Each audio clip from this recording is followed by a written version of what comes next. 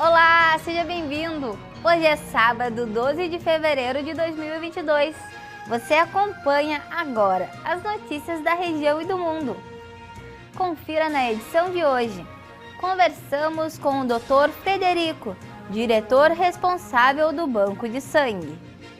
Governador percorre propriedades atingidas pela estiagem. E ainda, clientes que tiveram seus dados vazados no Pix. O Congresso aprovou uma medida que obriga os planos de saúde a fornecerem medicamentos orais contra o câncer. Essas notícias você acompanha agora no Informe Região.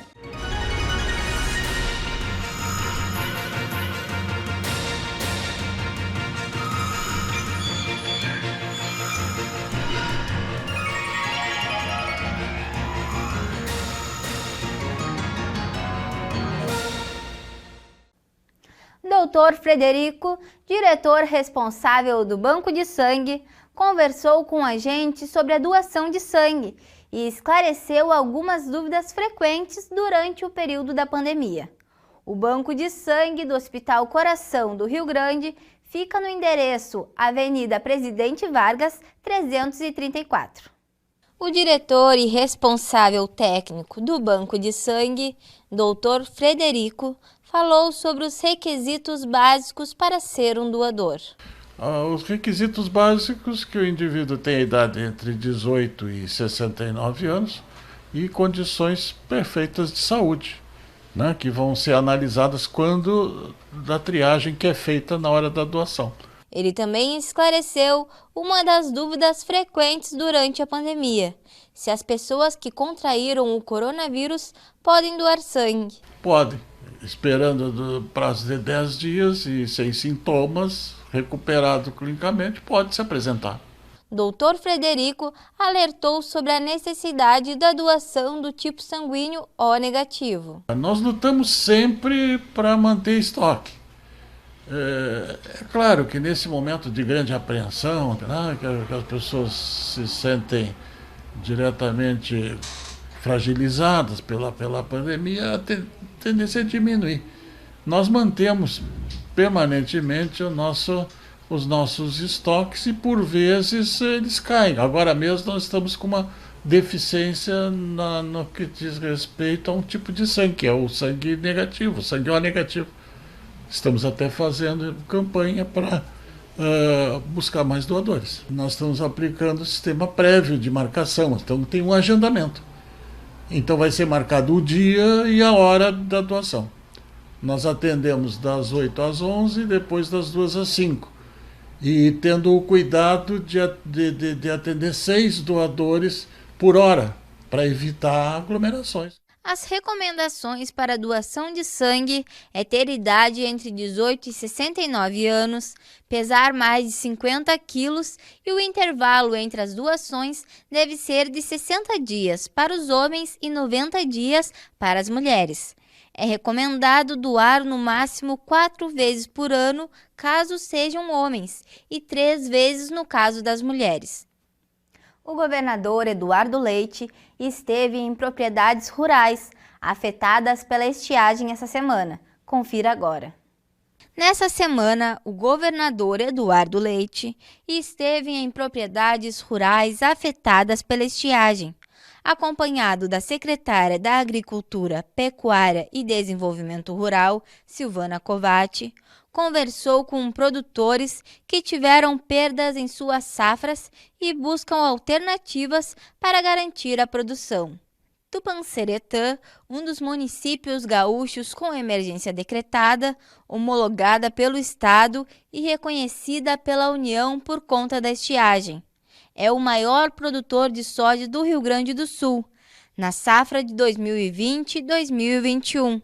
Foi responsável pela produção de 495 mil toneladas do grão. Teve uma demanda da FAMURS de um apoio do Estado em recursos para justamente ajudar a amenizar os custos que as prefeituras estão tendo com essa questão de combustível, né, para transporte, tanto de água quanto para essas questões de ração animal.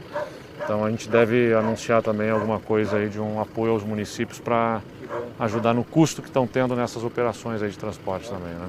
A A gente está com um investimento aí do Estado também programado para programas de açudes e tudo mais, para ajudar na reservação de água, quando vier as chuvas, aí ter a condição de reservação maior, né? O presidente do Banco Central, Roberto Campos Neto, afirmou que o vazamento de dados relacionados com o Pix vão acontecer com alguma frequência.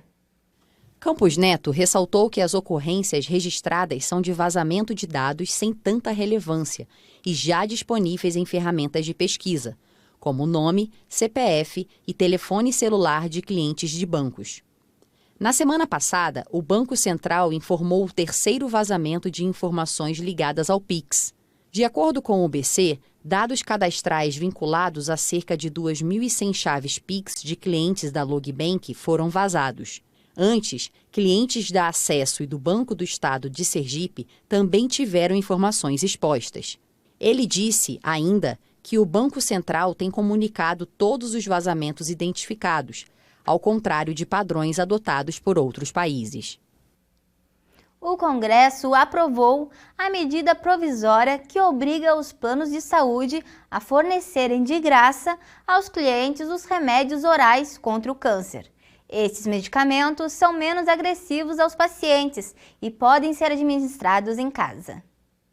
O texto já havia sido aprovado pela Câmara, mas como foi alterado no Senado ontem, teve que ser novamente analisado pelos deputados. O plenário entendeu a urgência da medida provisória e concluiu a aprovação nesta quinta-feira. De acordo com o texto, para validar o custeio do tratamento pelas operadoras, será preciso apresentar prescrição médica, registro na Agência Nacional de Vigilância Sanitária, Anvisa, e a inclusão do medicamento na Agência Nacional de Saúde Suplementar, ANS.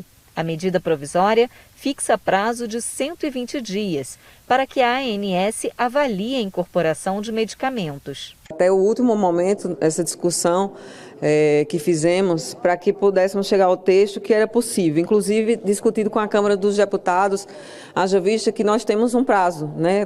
E a medida provisória ela vem para nos ajudar a não ter o pior texto, que seria o caso dessa medida provisória cair. Para o caso de o prazo não ser cumprido, o texto garante a obrigatoriedade automática do fornecimento dos medicamentos e tratamentos pelos planos de saúde até a decisão final.